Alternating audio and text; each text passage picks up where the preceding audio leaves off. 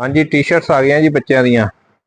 Size है जी 30, 32, 34, 36 size आया जी। Design देखो बहुत सोहने आए आ। लॉन्ग स्लीव्स वाली टी शर्ट है, जर्सी स्टाइल है। डिजाइन बहुत प्यारे प्यारे आए हैं। ब्यूटीफुल डिजाइनिंग, बहुत वधिया डिजाइनिंग आई है। कपड़ा बहुत सोहना लग्या है इनू। रेट रहने वाला जी 500 रुपए दी 3 टी शर्ट्स जी। 500 रुपए दी 3 टी शर्ट्स। डिजाइन देखो, कपड़ा बहुत वधिया, बहुत सोहने डिजाइन आए हैं। मिस्टर बीन लॉन्ग स्लीव्स है, 500 रुपए दी 3 टी शर्ट्स जी।